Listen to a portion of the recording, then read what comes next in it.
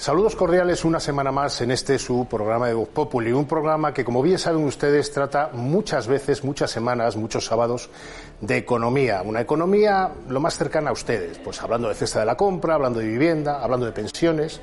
Hoy vamos a hablar de economía, pero vamos a hablar de un tema que es arduo para la opinión pública en general, no es fácil de entender. Vamos a hablar de la ingente deuda que tiene España. Para hablar de todo ello hemos traído a dos personas que saben mucho. Daniel Lacalle, economista y jefe de Trexis. ¿Cómo estamos? Muy bien, muchas gracias. Encantado de tenerle aquí. Y como no, tenemos aquí al jefe de economía de Voz Populi, Juan Delgado, que también nos va a ayudar a aclarar mucho el debate. Bueno, yo por empezar, señor Lacalle, ¿cómo la deuda es sostenible, no sostenible? ¿Cómo está? ¿Cómo lo ven? La deuda, primero, es un gran problema. La gente tiene que entender que cuando hablamos de deuda pública, primero, es un concepto más que cuestionable, porque la deuda pública la pagan las familias y las empresas, igual que la deuda privada. La deuda pública funciona como una enorme losa para el crecimiento, para el empleo y, sobre todo, la deuda pública se paga. Y la deuda pública se paga con más impuestos, con mayores recortes o con mayor inflación, o las tres cosas en el futuro. Por lo tanto, cada vez que escuchamos estos conceptos de políticas sociales tirando de déficit, tirando a aumentar el déficit, ese concepto completamente ridículo de el derecho al déficit que hemos escuchado en alguna ocasión en alguna comunidad autónoma, lo que estamos escuchando es el derecho al despilfarro y, por lo tanto, también es una política profundamente antisocial, porque es pasarle a nuestros hijos y a nuestros nietos los excesos actuales. Juan, ¿cómo ves tú este escenario? ¿Cómo ves estos presupuestos con este escenario macro que el FMI acaba de rebajarnos y con esta ingente deuda? Los presupuestos son expansivos y marcan, como hemos comentado en más de una ocasión en este plato, el techo de gasto más alto de la historia, y eso hay que pagarlo. El problema es que hay que pagarlo en una situación muy complicada, muy comprometida con el panorama internacional, y eso pues puede generar una serie de problemas a la hora de colocar esa deuda que necesitamos para financiar ese gasto tan tremendo. Podemos tener un problema grave en el caso de que las circunstancias de la guerra se compliquen, pero en cualquier caso, pase lo que pase con Ucrania, lo que está claro es que el Tesoro tiene un problema importante, y es que va a tener que rascarse el bolsillo y va a tener que salir a buscar dinero en los mercados para intentar financiar esa deuda, ya que, como tú comentabas, pues esa manguera del Banco Central Europeo está cerrada y no va a volver a abrirse, salvo en condiciones muy excepcionales. Bueno, de hecho, el gobernador del Banco de España, Hernández de Cos, no deja de lanzar mensajes continuamente de forma reiterada de que España tiene que gastar menos, de forma estructural, no está hablando solo del presupuesto 23, y critica particularmente el tema de las pensiones, no tanto que se suman determinadas pensiones, las más bajas, sino que se suban todas, linealmente un 8,5%, incluso las más altas, las que van a cobrar algunos pensionistas hasta 3.000 euros, cuando hay trabajadores que cobran 1.200, que es la media. ¿Esto, señor Lacalle, es entendible en un país como España? Pues no, porque cuando el déficit de la seguridad social es tan elevado y además ese déficit lo financia un Estado que también es deficitario, en realidad lo que estamos haciendo es cavar mucho más rápidamente un agujero que hace un sistema insostenible mucho más insostenible. Los ciudadanos escuchan que no pasa nada porque las cosas no dan la sensación de que va a pasar algo hasta que pasa. Y ese es el gran problema. El gran problema de la acumulación de deuda es que la acumulación de deuda pasa lentamente y en periodos de rebote económico como el que estamos viviendo ahora, con ingresos récord, el gobierno continúa con el mayor déficit estructural de la Unión Europea después de el de Italia, o no, con el de Italia. Entonces, ¿qué es lo que ocurre? Lo que ocurre es que se está aumentando de manera muy fuerte todos aquellos desequilibrios que en el momento en el que venga una época no ya de crisis, sino de ralentización mucho más severa, entonces nos vamos a encontrar con problemas. Y hablábamos antes de la manguera del Banco Central Europeo como el maná que todo lo soluciona. Estamos viviendo una época de elevadísima inflación, entre otras cosas por haber inyectado dinero sin control en el año 2020 que se ha dedicado entero a gasto público. ¿Qué problemas vamos a tener? ¿Va a ser un problema de colocación de la deuda deuda o va a ser un problema de que se suba la prima de riesgo directamente? ¿Cuál es el problema? La gente piensa que los países, cuando entran en dificultades financieras, quiebran igual que una empresa, y no es así. Lo que viene detrás de un problema como el que está acumulando España, lo que suele ser es un periodo prolongado de estancamiento, empeoramiento del empleo, empeoramiento de los salarios reales y un empobrecimiento generalizado, ¿no? Hablaba antes que la deuda siempre se paga. Ese concepto de que la deuda pública no se paga es falso, completamente falso. Además, los estados refinancian todos los días. Lo que pasa es que los estados pueden acudir o a empobrecernos a todos vía inflación, o a empobrecernos a todos vía impuestos, o a empobrecernos a todos vía recortes. Y así es como se va a acabar pagando ese exceso actual, ¿no? No podemos ignorar la acumulación de deuda, porque luego, cuando vienen los recortes, cuando vienen los problemas, siempre le echan la culpa al último que ha llegado. No le echan la culpa a la acumulación de todos los años anteriores, a la acumulación sobre todo en periodos mal llamados expansivos. Decía Juan, son presupuestos expansivos. Presupuesto expansivo es un oxímoron, es una contradicción en término, ¿no? Juan, ¿qué dicen los mercados ahora en este inicio de 2023? Bueno, los mercados están un poco a la expectativa, ¿no?, de ver lo que pasa, teniendo en cuenta que, bueno, pues muchas veces Daniel Lacalle lo cuenta muy bien, la prima de riesgo al final no es simplemente suele aflorar, no como un síntoma de que puede haber el riesgo de una enfermedad, lo cuenta siempre en sus artículos y en sus análisis, sino que cuando la prima de riesgo aflora significa, ¿no?, que esa infección está extendida en la economía. España, al igual que Grecia, al igual que Italia y el resto de países periféricos, es por la serie de desequilibrios que tiene, por el alto nivel de déficit y de deuda, pues tiene una exposición normalmente muy hipersensible a lo que ocurre en los mercados, con lo cual es evidente que si en algún momento la situación en Ucrania se tuerce, las cosas en España van peor de lo que parece, los inversores obviamente van a huir de la deuda española, lo cual pues conlleva al final provoca un efecto bola de nieve, en el sentido que de la prima de riesgo sube y que la deuda que tenemos que colocar, que ya de por sí es cara, pues sale más cara todavía, porque tenemos que pagar más interés para lograr gente que logre comprártela. Uno de los grandes tenedores de deuda en España, bueno, en todos los países, en España en particular, es la banca. Una banca con la que paradójicamente el gobierno se ha enfrentado en los últimos meses a cuenta del famoso impuesto. En los últimos meses hemos informado en Voz Populi, recientemente, la semana pasada, Juan nos lo puede contar, la banca, digamos, ha dejado de comprar deuda de forma tan diligente como lo estaba haciendo hasta ahora. Yo no sé si es un movimiento estrictamente económico o también político. ¿Usted qué opina, señor Lacalle? Yo creo que es puramente económico. Mira, cualquiera de las personas que nos está viendo ahora mismo le entiende lo siguiente. Si tenemos una inflación del 7% en términos de inflación subyacente, ¿no? Tenemos el mundo tiene una inflación de más o menos el 5%, 6%, y además el bono a 10 años de Estados Unidos da un 4%. ¿Para qué vas a comprar deuda española? O sea, no es que la banca malvada, ¿no? Esto se está ya creando la narrativa que se creó en el año 2009 al 2011 de los malvados mercados. Ya verás cómo le echan la culpa a los mercados. Ya van a echar la culpa a los mercados, porque eso es lo fácil. O sea, lo fácil es decir que qué malos son los mercados, que no me compran la deuda que soy incapaz de pagar, ¿de acuerdo? Entonces... Pero permítete que le haga un inciso. Acabamos de tener la cumbre de Davos y el presidente del gobierno se ha hecho una foto bastante sonriente con Ana Patricia Botín, bueno, con Carlos Torres. Hombre, quiero decir que pero tampoco... solo faltaba, quiero decirte, por supuesto, y los presidentes, uno detrás de otro, todos los presidentes se hacen fotos sonrientes con todos los líderes del IBEX, siempre. Eso no significa nada. Eso pasaba en el año 2008 y pasaba en el año 2011 y pasa ahora. Y bueno, pues... todos deberíamos empezar a buscar cuánto nos ha costado la participación en Davos y la presentación en Davos, porque eso se paga, ¿eh? Eso no es una presentación oficial de un gobierno, no es una invitación a un líder global, ¿de acuerdo? Pero lo más importante aquí que la gente tiene que entender es lo que acaba de decir Juan. La gente piensa que no pasa nada porque la prima de riesgo ahora es baja. La prima de riesgo era bajísima en el año 2008. La prima de riesgo era bajísima en Grecia también en el año 2007. Eso no significa que vaya a subir a 600 puntos básicos. En lo que debemos ser conscientes es de las cifras que has dado tú.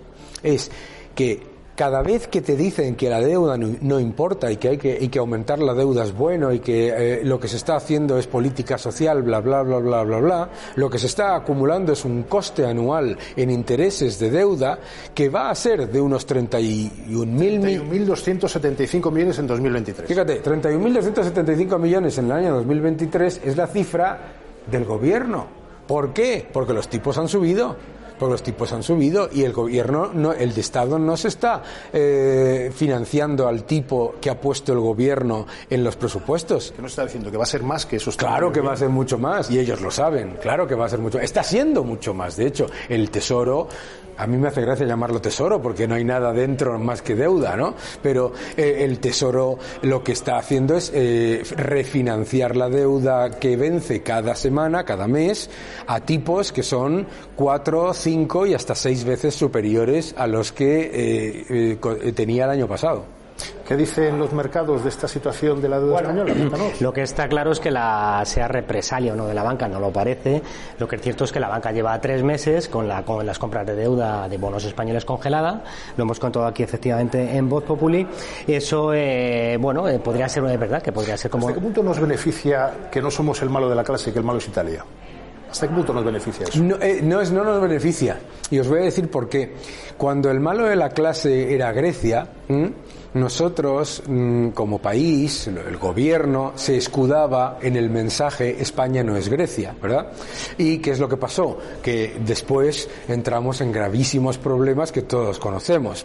El error de pensar como un adolescente malcriado que lo estás haciendo bien porque suspendes menos que el que peor lo hace de la clase no es una buena noticia.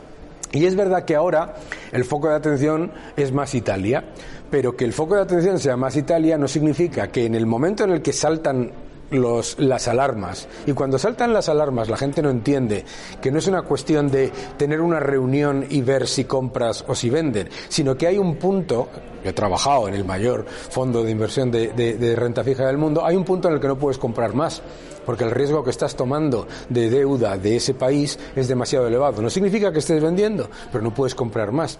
Y el problema del gobierno y el problema del Estado español es que necesita que los inversores compren más todos los años y a precios muy bajos. Y eso no casa con la realidad de la inflación y con la realidad de los mercados, como...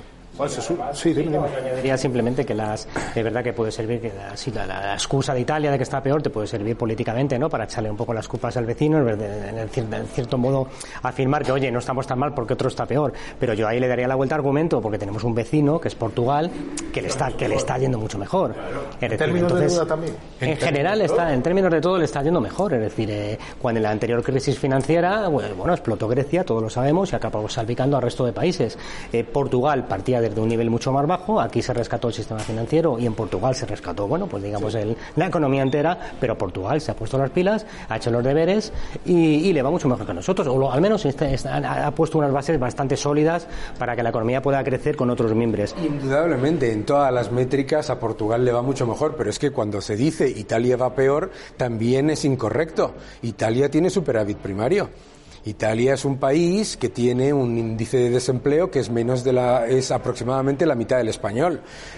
Italia es un país que tiene una balanza financiera mucho más sólida que la española, porque nosotros nos endeudamos fundamentalmente con el exterior, ¿no? O sea, que muchas veces, la idea de que el problema es Italia, que qué mal va Italia, ¿no? Me recuerda, yo que voy entre Inglaterra y España, cuando dicen qué mal va el Reino Unido y te salen las cifras de paro y es un 3,7, etcétera, ¿no? O sea, yo creo que tenemos que ser conscientes de que la situación en debilidad estructural de España es mucho más arriesgada que la de Italia. Vuelvo a repetir, Italia tiene superávit primario, España no lo tiene.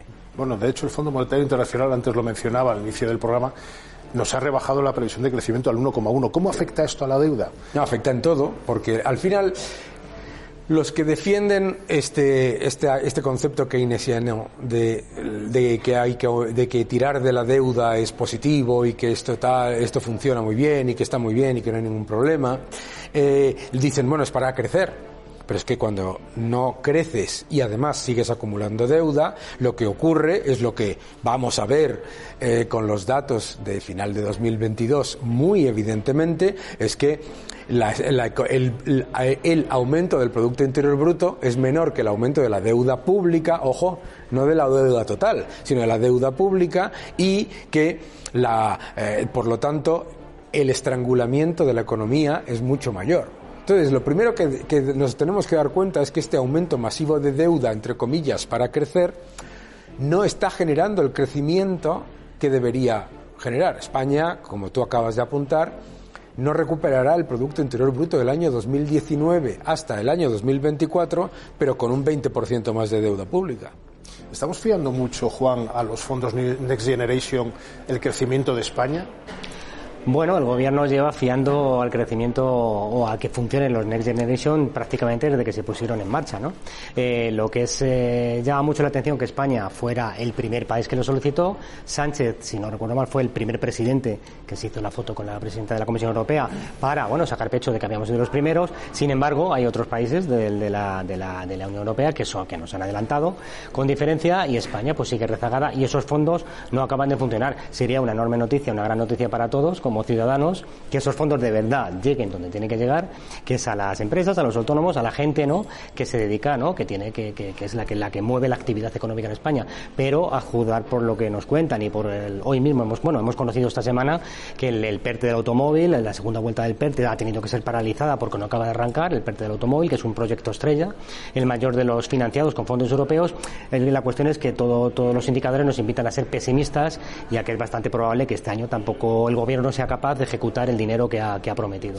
Y en este contexto, el hecho de que la regla fiscal, la regla de gasto, el ajuste se vaya a retrasar por motivos de la guerra de Ucrania, como bien saben ustedes, hasta 2024, cuando estaba inicialmente previsto recuperarlo después de la pandemia en 2022, ¿cómo nos puede afectar? Es decir, esta laxitud ampliada 2 o 3 años más, ¿puede ser la tormenta perfecta de deuda para España?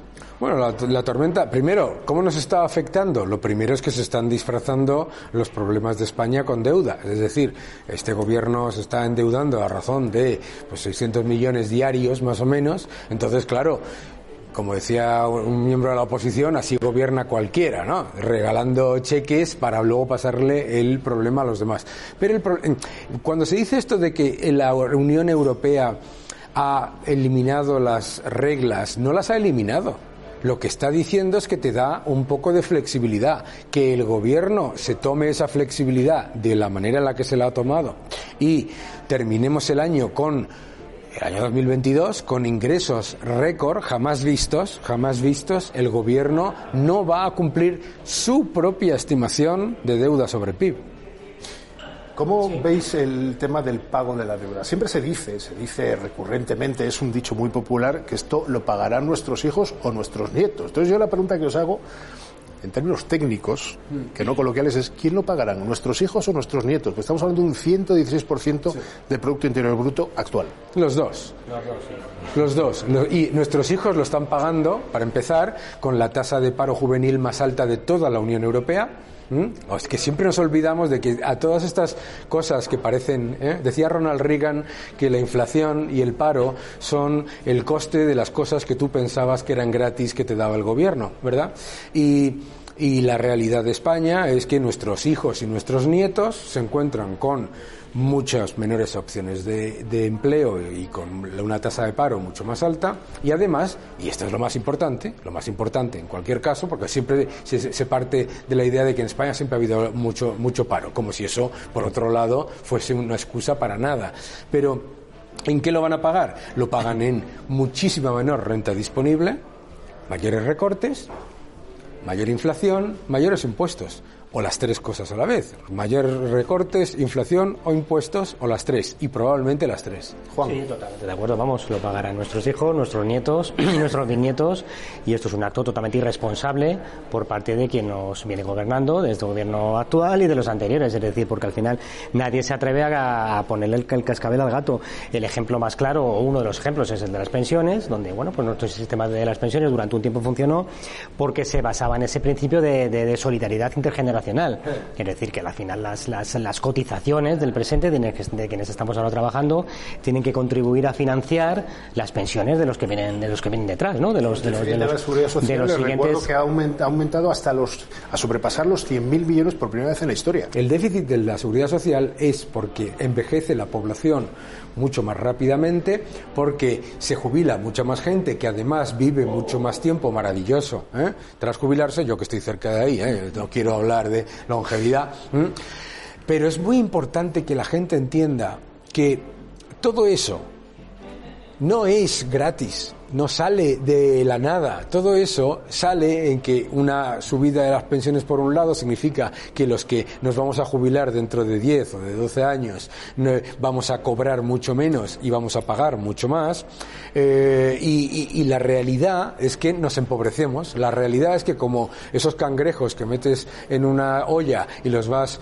cociendo lentamente para que no se escapen de la olla, ¿verdad? Nos estamos cociendo poco a poco, y el problema de la deuda siempre se dice, te voy a dar el argumento contrario, ¿no? El socialismo te dice, no, la deuda pública son reservas para el sector privado, y cuanto más deuda pública mejor, porque así hay más reservas en el sector privado, se fortalece, se crea más empleo, etcétera, etcétera. Si eso fuese cierto, ahora mismo España tendría que estar creciendo al 10-12%. Y no es así. Y claro que no es así, claro que no es así. Bueno, efectivamente, hay ejemplos. En algún momento pues hay que empezar a hacer una serie de ajustes, de sacrificios, y todos tendremos que arrimar el hombro. De ahí que, volviendo al principio del programa, el Banco de España insistiera una y otra vez, y el gobierno le ha hecho caso omiso, en que era ridículo y era peligroso aprobar una subida de las pensiones indexada, generalizada e indexada al IPC. Es decir, hay organismos como FEDEA, como ESADE, que coinciden a la hora de hacer los cálculos en que una subida de las pensiones escalonada, es decir, subiendo poco al que más gana y subiendo mucho más al que poco gana, podría generar un ahorro anual en torno a 6.000 millones. Multiplicado por 10 en una década serían 60.000 millones. Es decir, ese dinero, en lugar de ahorrarlo, en lugar de dedicarlo o evitar que para que lo paguen nuestros jóvenes, o dedicarlo a partidas para que nuestros jóvenes puedan tener trabajo y para que baje la partida de paro juvenil, ese dinero se ha dedicado a pagarle a pensionistas, entre otros los casi 600.000 que hay en España que ganan más de 3.000 euros. Es decir, que probablemente ese grupo de pensionistas estarán en condiciones, pues de arrimar el hombro y de asumir cierto sacrificio, ¿no? En pos de que las próximas generaciones, hijos y nietos, no tengan que cargar con ese marrón que le estamos endosando a nosotros por culpa de una serie de decisiones políticas totalmente irresponsables. Que estamos en el electoral, Juan, pero eso es otro capítulo y otro programa. No nos da tiempo de más. Es un debate apasionante. Hemos tenido a Daniel Lacalle, muchísimas gracias. Muchas gracias a vosotros. Y a Juan Delgado, nuestro Encantado. jefe de economía.